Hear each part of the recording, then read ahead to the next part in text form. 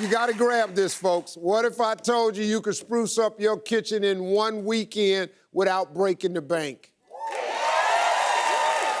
Well, my next guest says it's completely doable. Here with Kitchen Design Hacks are the hosts of America's Most Desperate Kitchens, HGTV cousins, Anthony Carrino and John Colaneri. What's up, man? Now, what's our first hack? Well, so our first hack, that ugly refrigerator that's been sitting around, whether it's cream color, whether it just doesn't match the kitchen that you have in the space, we've got two options for you. Number one is a stick-on stainless steel. This is a $60 fix. It's peel away on the back, you put it down on the face. We're not gonna get into the whole thing here, but you put it down and you smooth it out, you get no bubbles in the thing, and when you're done, you've got this beautiful, clean surface for $60 fix. So when you consider a refrigerator is gonna cost you about $1,000 brand new, this is a great fix. Another one that we do all the time that we've done on America's Most Desperate Kitchens and on Kitchen Cousins, especially if you have kids, chalkboard paint is a great option. So if you don't want to spend the time to get all the stick-on stainless just perfect and all the seams hidden, you can take your old refrigerator, bring it outside, Brillo pad, scuff it up, and then roll on some chalkboard paint. Chalkboard paint is not only black these days, it comes in every single color you can imagine, just like the paint on your walls.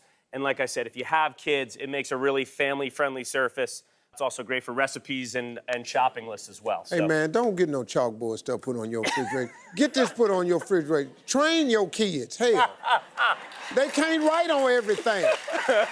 Develop the same motto my mama had. Scratch on the refrigerator is a scratch on your ass. Yes.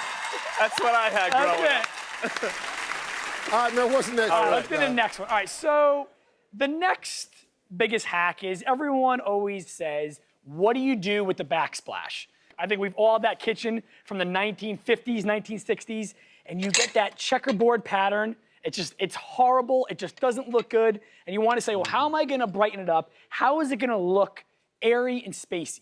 Now, you want to go something that's economical. You can go with a glass.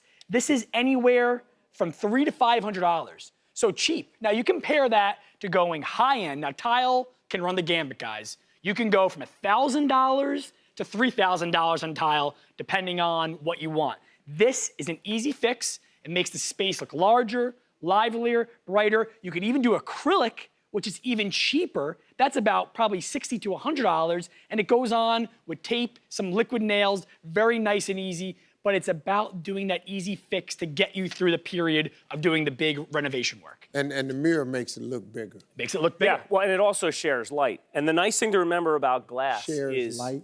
Yeah, so the light hits it and then reflects back, makes the room look bigger, but it also makes it look brighter.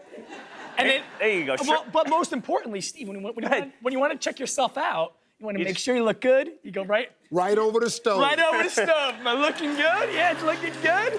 Perfect. I love it. And the other thing you got to remember about glass is you can get it acid etched. So if you do like that vintage look or that craftsman look, you can get an acid etched glass, and it's gonna bring the brightness of the mirror down a little bit, but it's gonna give it a lot of visual interest within the glass itself.